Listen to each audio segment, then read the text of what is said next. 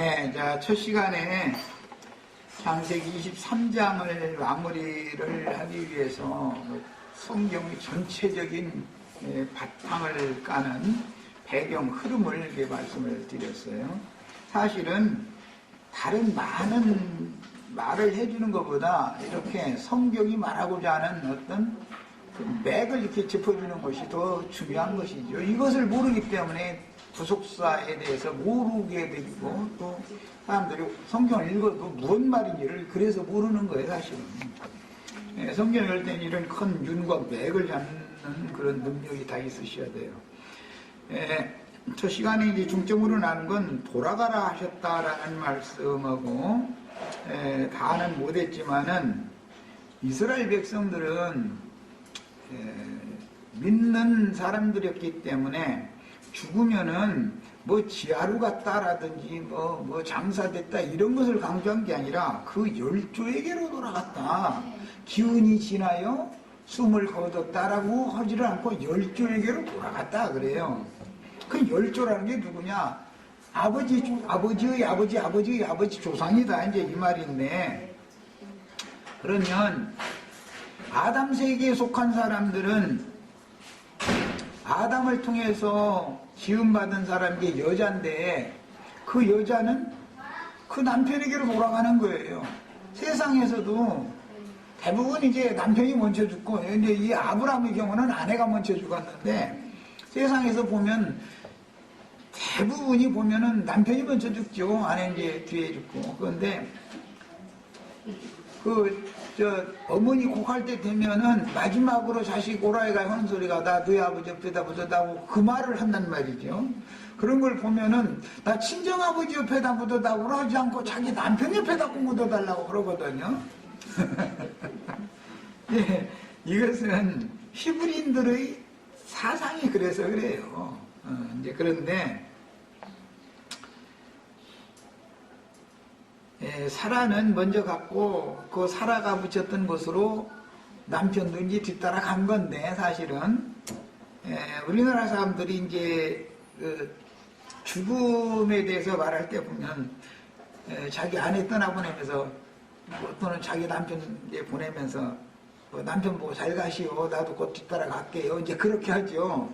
그 말은 사나 죽으나 나는 당신 것이요, 그 말에 사실은 누구에게 속했느냐 지금 그걸 말하는 거예요. 그래서 성경에서는 열조에게로 돌아갔다 이렇게 말하는 거예요. 그래서 인간 세상에서 실제적인 부부관계를 할지라도 문서상에 부부라고 하는 것이 호적에 이게 등재가 되어 있지 않으면 완전한 부부로서의 자격이 없죠. 나라에서 세상에도 인정을 안 해주는 거예요. 그래서 우리가 속으로는 예수를 믿었지만 내 이름이 성경책에 기록이 돼 있어야 돼, 문명이 돼 있어야 되는데, 생명책에 기록이 돼 있어야 되는데 이 자체가 없는 상태에서 다 믿는다고 하면은 하나님 앞에서는 인정을 못 받는다 이거예요. 그게 그리스도 계필로 이런 것을 상징하는 거예요. 이게 셈족의 문화예요. 그 다음에 이사야 64장 8절에 그러나 여호와여 주는 우리의 아버지시니이다 그랬어요. 이스라엘 백성들, 믿는 사람들은, 아브라함의 영적 자손들은 여호와가 아버지라고 믿었어요. 이런 개념에서 예수님은 내가 내 아버지께로부터 와서, 세상에 와서 세상을 떠나 내 아버지께로 돌아간다 이렇게 표현을 하신 거예요. 야, 그러면 아버지가 둘이죠. 예수님이 그런 개념에서 너희는 땅에 있는 자를 아비라 부르지 말아라 그랬었던 거예요. 땅에 있는 자라는 것은 첫 아담을 염두에 두는 말인 거예요. 아버지가 둘이 있다 이 말이에요. 야, 첫 아담의 하나님은 마귀 하나님이고, 둘째 아담, 마지막 아담 예수님의 하나님은 조물주 참 하나님이다, 유일하신 참 하나님이다 이 말이에요. 지금 이것이 참 비밀이죠. 그 다음에 아버지는 아까는 이제 우리 저기 김혜선 자매만 얘기했는데 김은상 형제는 그 부모님의 부활체지요. 지금 윤지는 김은상 형제의 부활체단 말이야. 자, 그래서 쌤족들은 언어를 어떻게 하느냐면 자기 손자를 보고 엄마는 그걸 잘 얘기 안 해주지만 할아버지 할머니는 쌤족 문화를 알고 뭐 몰라도 이제 그게 전통이야. 그 정신이 그렇기 때문에 자기 손자 이렇게 안고 이뻐해 줄 때 하늘에서 하나님께서 할아버지한테 할머니한테 보내서 왔어? 이제 그래 그러면 저 하늘에서 떨어지는 거 그러면 죽을 것 같아 이상하니까 아이 그거 막 아니라고 막 또 이제 그걸 애기한테는 설명해 주기가 어렵죠. 예수님이 육신대로 보자면 마리아라고 하는 여자의 태를 통해서 왔어요. 그런데 하늘로서 왔다 이렇게 말하죠.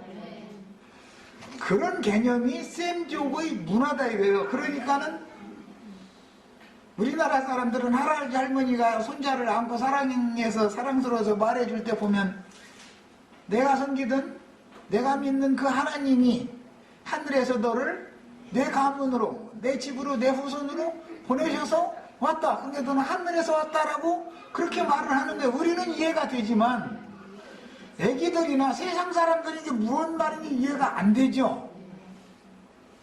예수님이 허공에서 이렇게 떨어진 건 아니잖아요. 육신대로 하자면 마리아라는 여자의 태를 통해서 세상에 태어난 거지. 그런데 쌤조의 정신세계의 언어로 표현할 때는 하늘의 하나님께로부터 보내심을 받아서 왔다 이렇게 말한다 이 말이에요.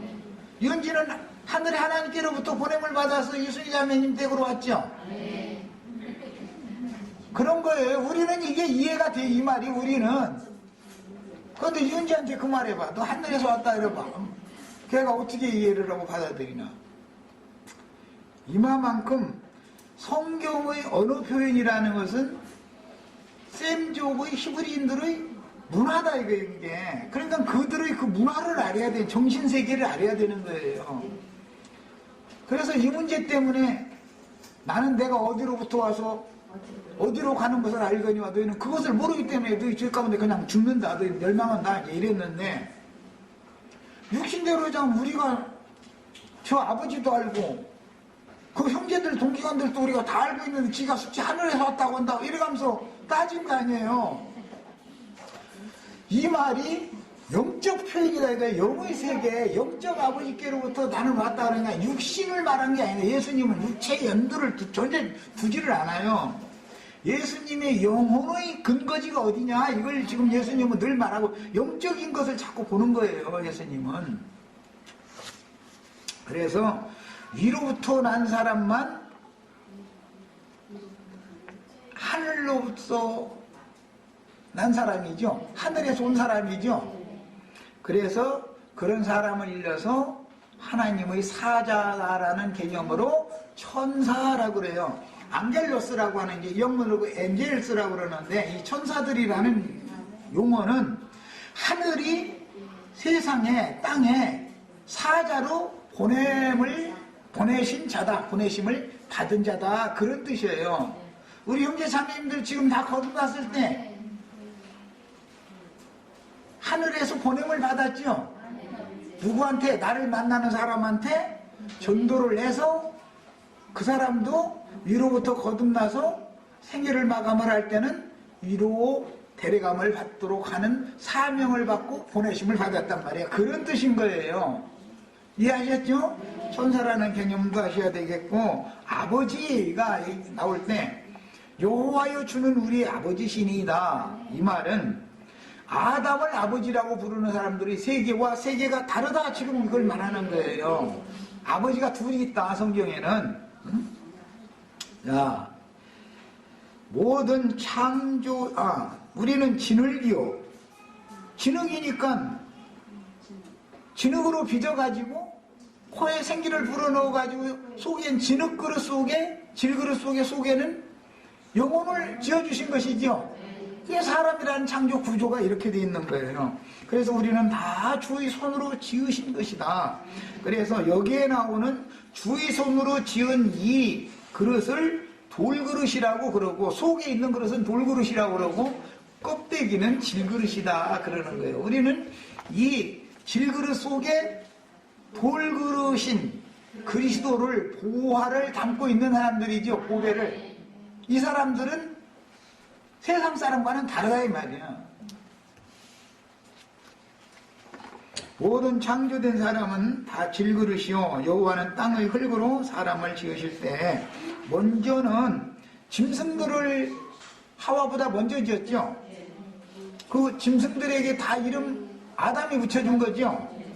그런데 에베소서에 보면 모든 만물에게 이름을 주신 이는 하나님이시다 이렇게 해놨어요. 그러니까 아담은 하나님의 대리하였다는 것을 알 수가 있는 거예요.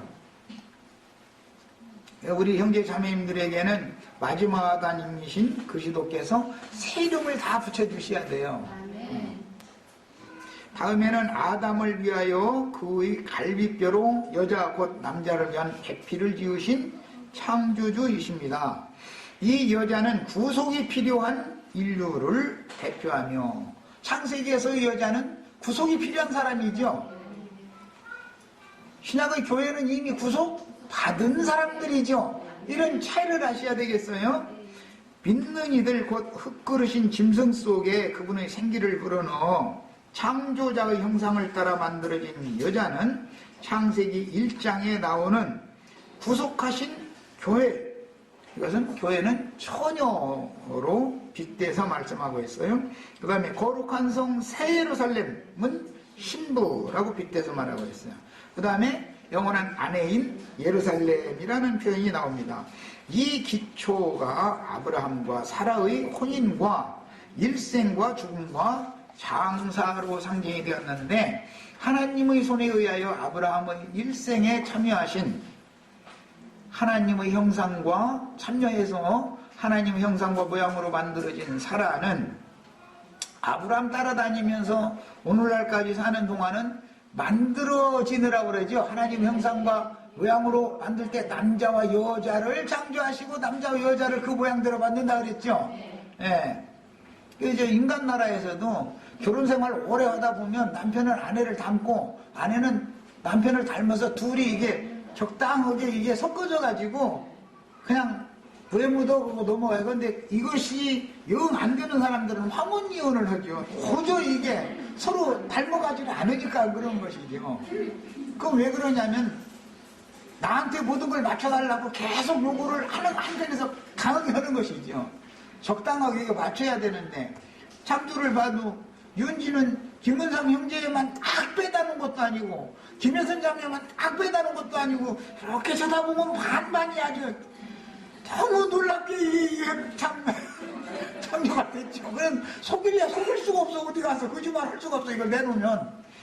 이런 것을 보면은 우리는 아담 세계에서 왔지만 결국은 그리스도의 사람이 되면 예수님을 그래서 이제 닮는다 이런 말 했었는데 자꾸 예수님의 모양으로 만들어져 가는 것이죠. 이게 교회 생활이죠.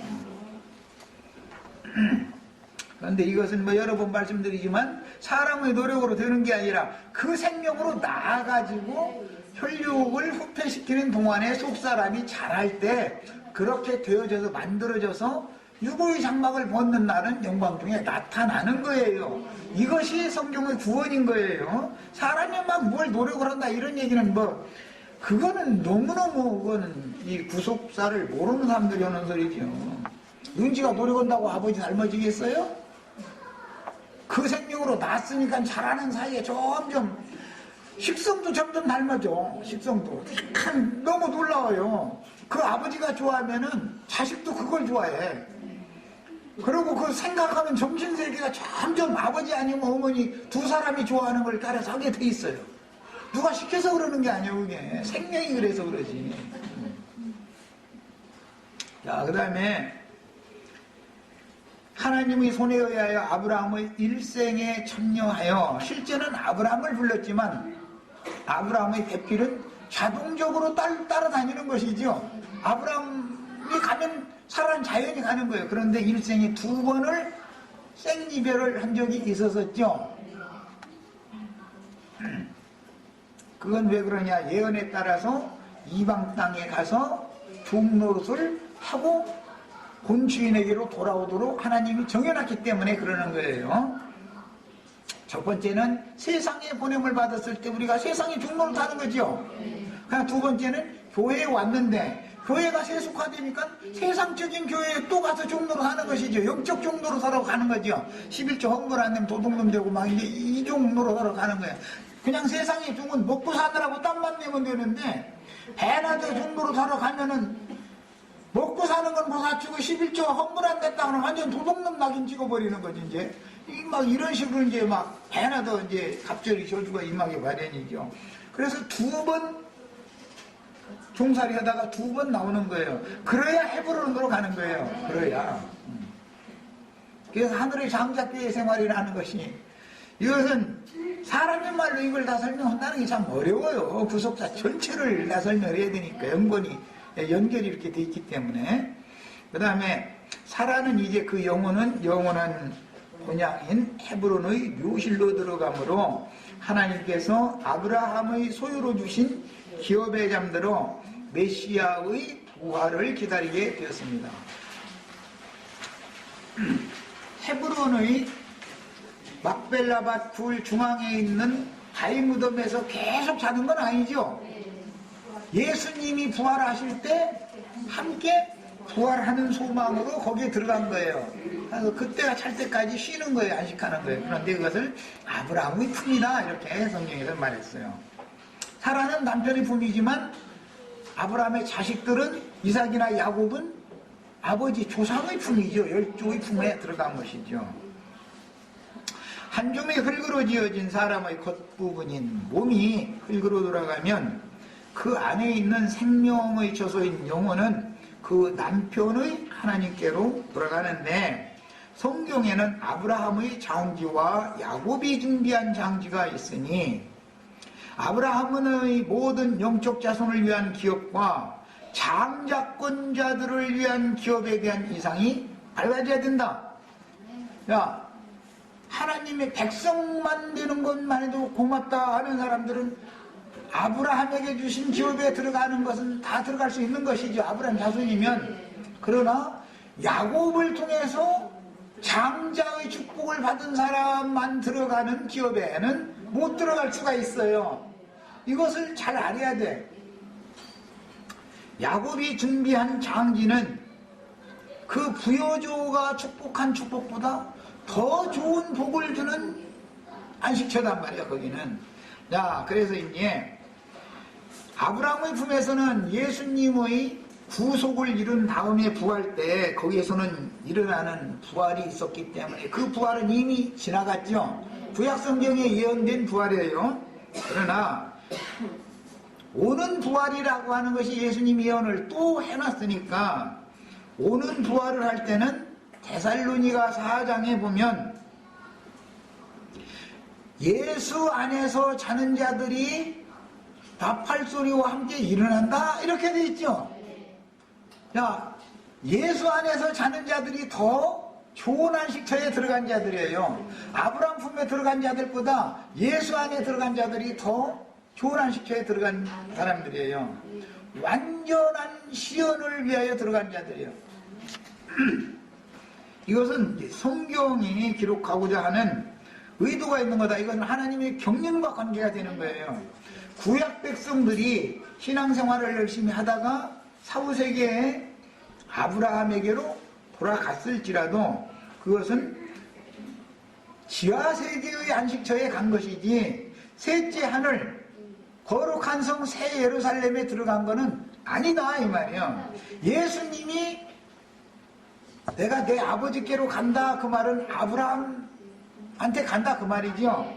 거기서 아브라함 안에 있던 사람들을 아브라함과 함께 다 예수의 부활에 함께 일어나가지고 셋째 하늘로 올라갔죠. 그래서 음부에 있는 낙원이 다르고 셋째 하늘에 있는 낙원은 다르다라는 걸 아셔야 돼요. 구약시대에는 낙원에 가도 음부의 낙원으로 들어가는 거예요. 사후세계에. 신약시대에는 이미 극락의 하나님, 극락이신 예수 그리스도 안에서 거기서 살다 거기서 죽은 거예요.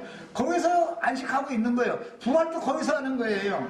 그러니까 이것은 이미 우리는 하늘의 장자교회, 셋째 하늘에 우리가 이르러 있어야죠. 지금 현재 이거 충분히 이해하셨죠? 구약시대 사람들은 안식처에 들어갈 것을 소망을 삼았고, 우리는 이미 이루어놓은 사실, 하늘에 간직한 기업 안에 이미 들어와 있어야 된단 말이에요.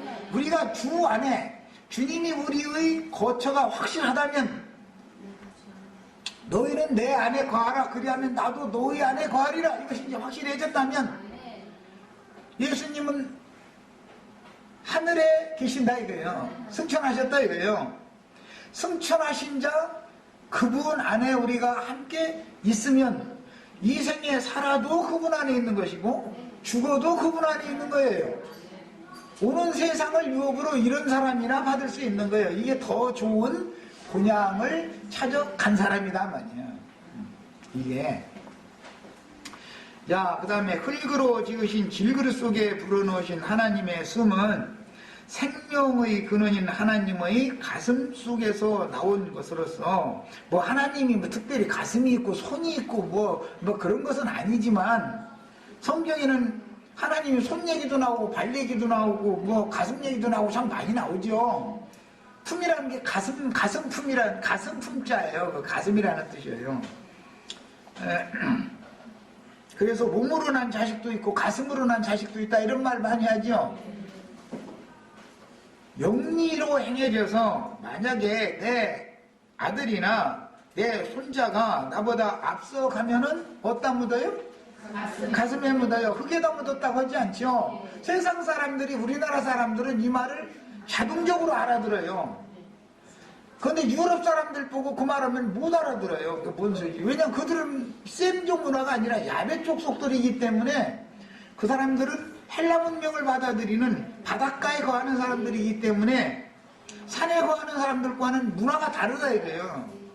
바닷가에 거하는 사람들은 바다에서 나는 걸로 음식을 어떻게 해서 먹어야 되는 것을 잘 알아요. 섬 사람들한테 가보면 바다에서 나는 음식은 그 사람들한테 부탁해야 돼.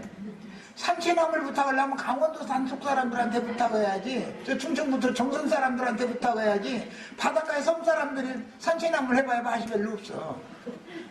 그 강원도 산속 사람들한테 생선 잡아다 줘가면서 이거 요리해달라 그러면 어떻게 할지 감당을 못해 이 사람들은. 왜? 하는 방법을 모른다 이거예요. 문화가 달라서 그런 것이에요. 그 다음에 산촌 사람들은 산촌의 환경에 맞게 살고, 바닷가 사람은 바닷가의 환경에 맞게 살게 돼 있어요. 그런데 기독교인들은 그들의 세계가 또 있어요. 그래서 저주받은 땅에 거하는 자들은 또 그들의 세계가 있어서,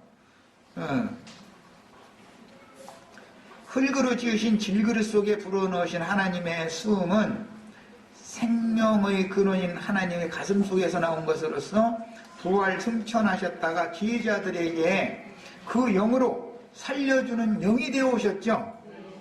말씀이 육신이 되어 독생자로 오셨던 그분이 육체로는 죽임당하시고 영으로는 살리심을 받아서 지금 주는 그 영이시니, 주 영이 계신 곳에는 자유함이 있느니라 그랬는데,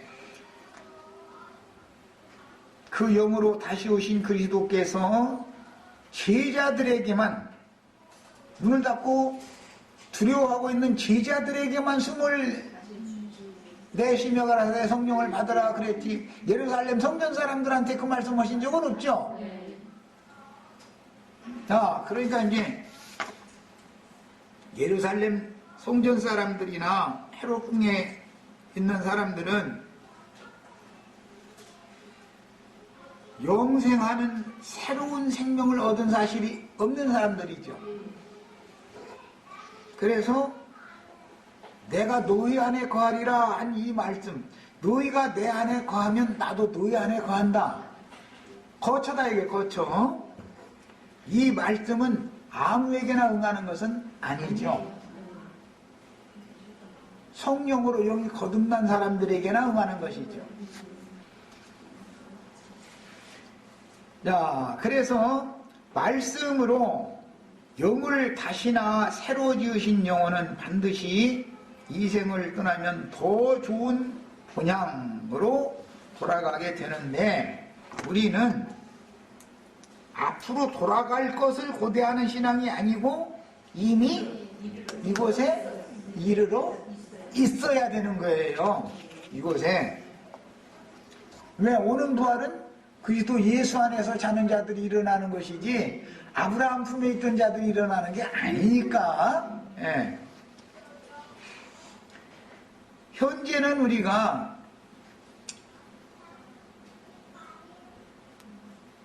에브론의 밭을 에워싼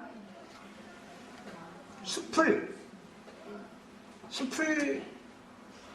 상징되어졌는데 현상세계에 살아있는 사람들이다 이거예요. 이게 겉으로 볼 때는 세상 사람과 똑같죠. 그러나 이것은 에브론의 밭에 있는 사람이 아니고 아브라함이 값주고 산밭에 온 사람들이니까, 구속받은 사람들이니까 소유주가 다 바꿔져 버린 사실이 깨달아졌어야 된다. 믿어졌어야 되는 것이죠. 믿어졌어야 돼요.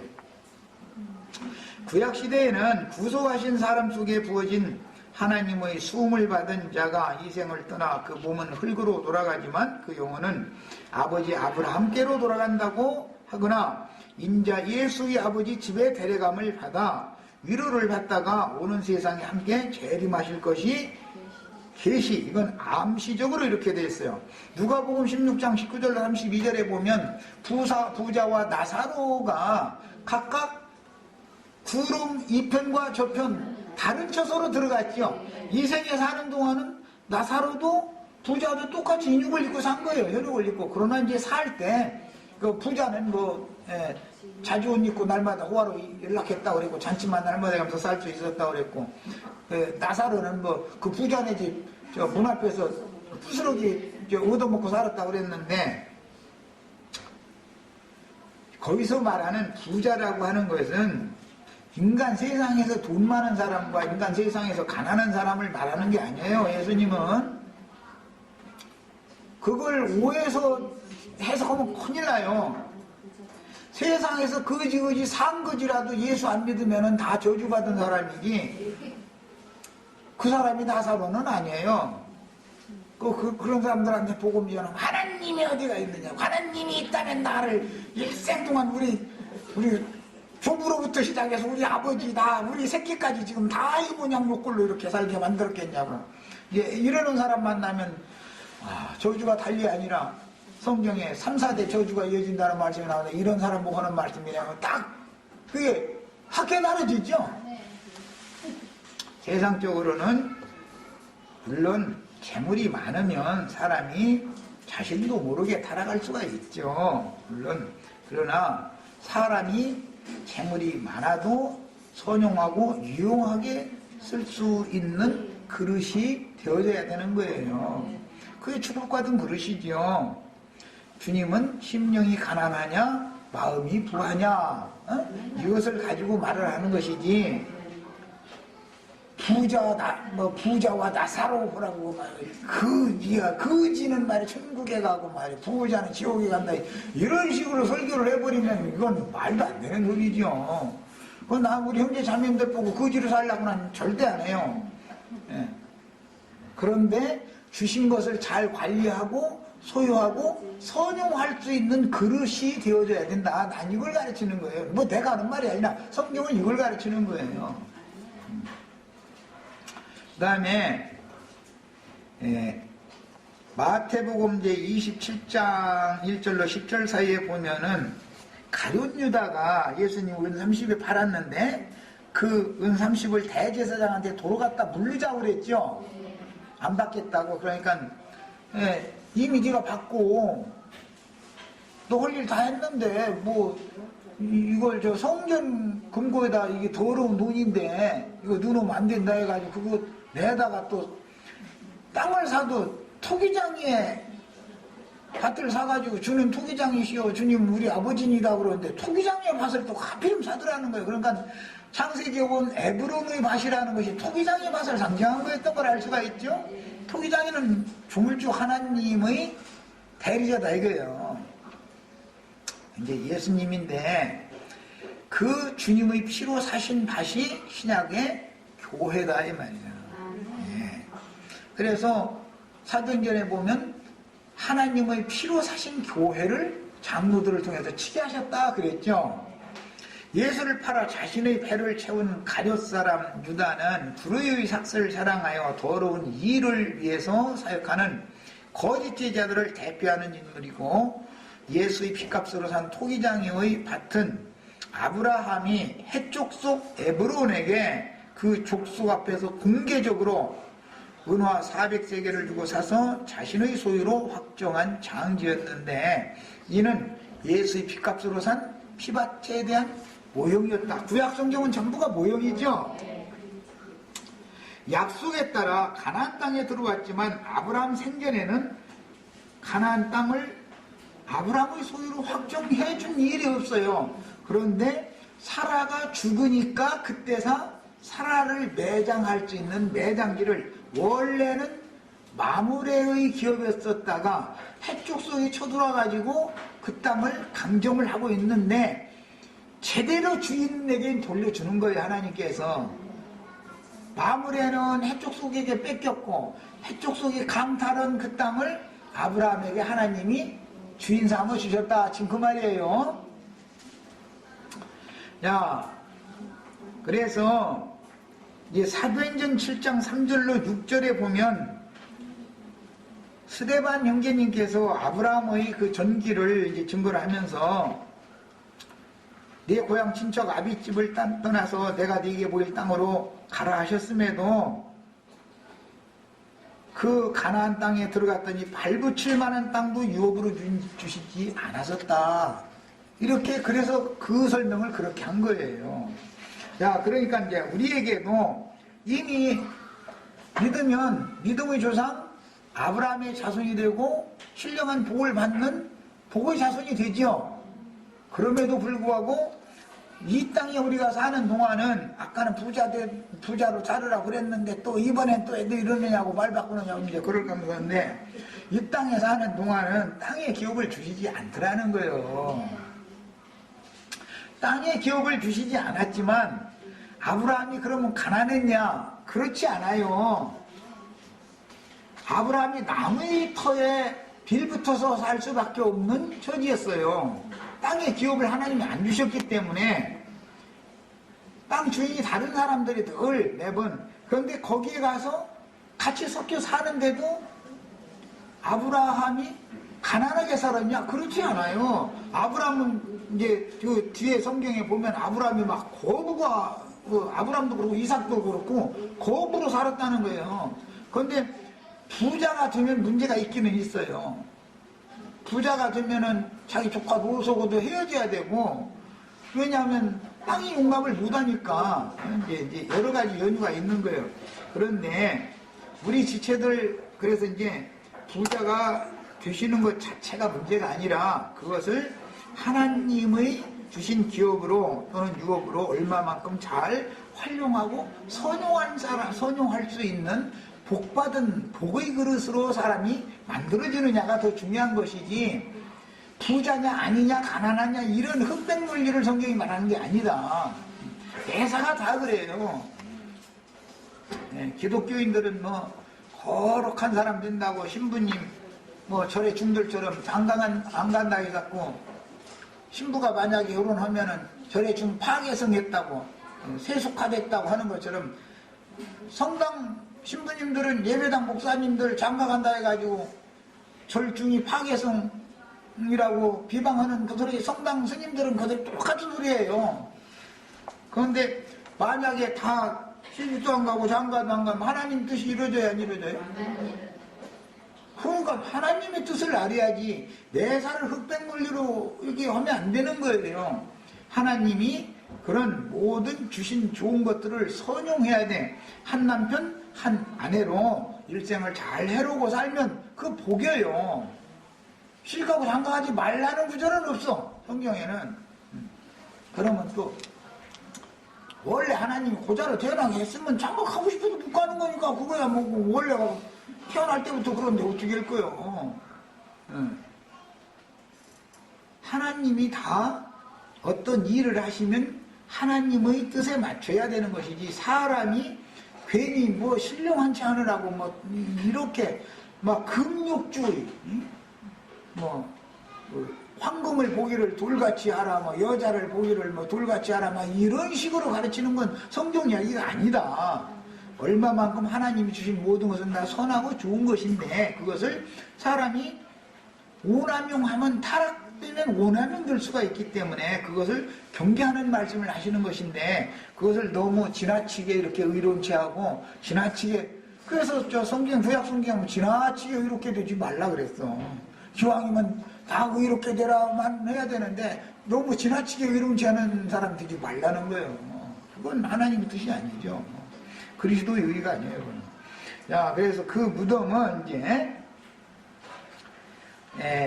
예수님을 위한 묘실에 대한 모형이 되었고, 실제상으로는 구속받은 구약시대의 모든 성도들을 위한 이제 묘실이 되었죠. 그래서 예수님이 내가 내 아버지께로 가서 처소를 예비하러 간다, 그 말은 아버지가 계신 곳은 아직 완전한 처소가 아니니까 완전한 처소를 예비하려고 아버지께로 가는 거잖아요. 그럼 그 완전한 처소라는 건 뭐예요? 부활 승천하셔가지고 셋째 하늘에 하나님이 예비하신 그 한 성을 예비하러 간다, 지금 그 말이죠. 예. 그래서 우리는 영원한 완전한 참나원인 거룩한 성 예루살렘에 들어가는 것을 목표로 신앙생활을 하는 것이지, 아브라함 품에 들어가는 것을 목표로 신앙생활하는 것은 아니다. 그런데 이제 거기에 들어가는 것을 목표로 또 이러니까 이것도 혼동을 감쌌는데, 장자권자로서 가나안 땅을 다 정복해서 하나님 형상과 모양으로 만들어진 사람은 땅을 정복해야죠. 땅을 지배해야죠. 땅을 다스리라 그래요. 원문은 지배하라, 뭐 통치하라 이 말이에요. 치리하라 이 말이에요. 야, 그런 사람이 되어져야 되고, 모든 생물을 다스리라 그랬는데 거기는 공급한다 이 말이야. 공급. 모든 생물이라는 건 구속받은 영혼들을 말하는 거예요. 그건 구속받은 영혼들에게는 공급을 해야 돼요. 그러려면 제사장이 되어져서 왕노릇을 해야 돼요. 그래서 양 두 가지 직분을 다 할 수 있는 사람이 되는 것이 장자권자가 되는 것이고, 이 사람은 야곱이 준비해준 가나안 땅의 기업에 들어가는 사람인 거예요. 예, 시간이 별로 없어서 거기까지 못 올까 봐서 창세기 48장 읽겠습니다. 이제 지금은 아브라함이 준비한 장지를 우리가 보고 있는데, 아브라함이 준비한 장지에 들어가는 것과 야곱이 준비한 장지에 들어가는 것은 다르다라는 것을 알아야 된다 이 말이에요. 자, 48장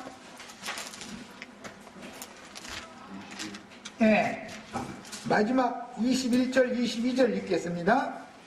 이스라엘이 요셉에게 또 이르되 나는 죽으나 하나님이 너희와 함께 계시사 너희를 인도하여 너희 조상의 땅으로 돌아가게 하시려니와. 여기 돌아간다라는 말은 전부 나그네로 살다가 거기서 나와서 돌아갈 모양이 있다 그 말이죠. 조상의 땅으로 돌아간다, 그래서 열조에게로 돌아간다 라고 한 거예요. 돌아가게 하시려니와 내가 네게 네 형제보다 세겜 땅을 더 주었나니. 형제들은 한 기업씩만 받았는데 요셉은 한 기업을 더 받는다. 그 기업이 세겜성이다 이 말이에요. 이는 내가 내 칼과 활로 아모리 족속의 손에서 빼앗은 것이라 그랬는데, 야곱이 실제 전쟁을 한 건 아니고 세겜성에서 디나가 강간을 당했을 때 사건이 일어나서 야곱의 12아들들이 가서 세겜성 하모리 아들과 그 족속을 싹 도둑내서 죽여버렸죠. 그러고서는 세겜성을 점령을 했어요. 야곱의 아들들이 한 거예요 사실은. 그런데 여기서는 내가 뺏었다 그렇게 말을 해요. 자, 야곱의 아들들이 온 것은 성령이 보낸 12 사도들이 나가서 땅끝까지 나가 복음을 전파해서 세상 신이 구속받아야 되는 하나님의 자녀가 당연히 돼야 될 사람들을 지금 강간하고 있죠. 나를 만나는, 나한테 전도를 받을 사람들은 다 지금 강간당하고 있는 중에 있잖아요. 그럼 우리 형제자매들이 가서 뭐를 해야 돼요? 이놈들 싹 쳐 죽여버리고서는 그거 찾아와야죠. 한 영혼을 다. 그게 야곱의 딸 디나로 상징이 되었는데, 이것이 되찾는 이치예요. 되찾는 이치.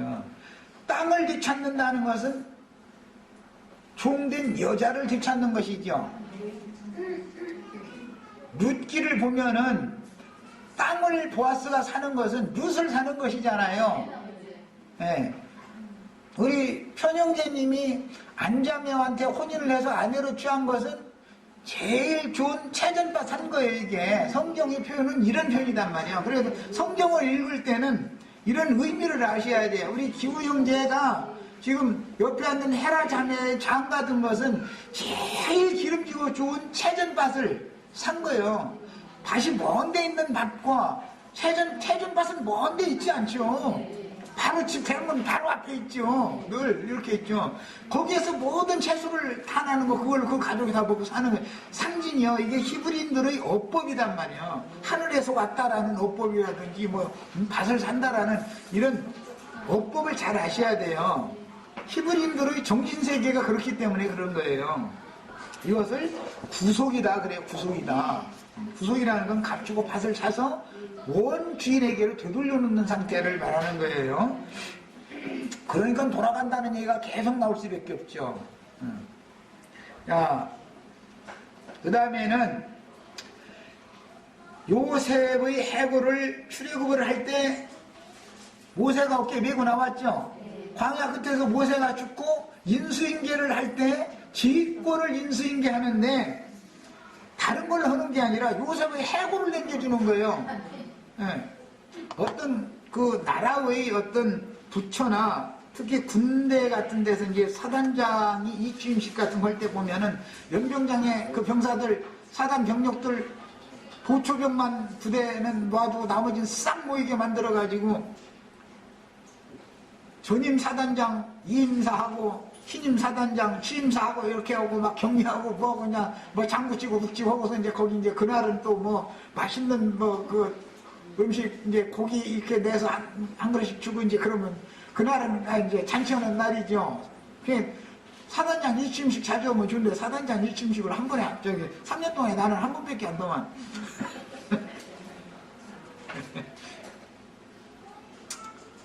자, 그런 것을 세상사의 이치를 봐도 전임 사역자와 신임 사역자가 바꿔지는데 모세는 전임 사역자고 예수님은 신임 사역자죠. 신임 사역자는 여호수아였어요. 그런데 사단장 이침식 하려면 사단 기가 있어요. 사단의 기를 이렇게 넘겨주지요. 다음 후임자한테. 그럼 기를 받으면 그 사람이 이제 그날부터는 그 사단의 사단장이 되는 거예요.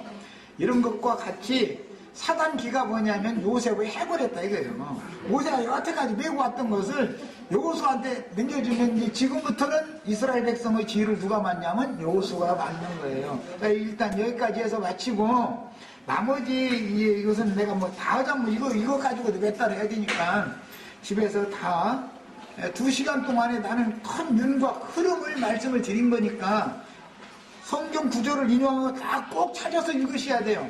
이거 갖다 싣고 그냥 몰려놔버리지 말고 다 읽어보시고 다 숙지하시기 바랍니다. 여기까지 마칩니다.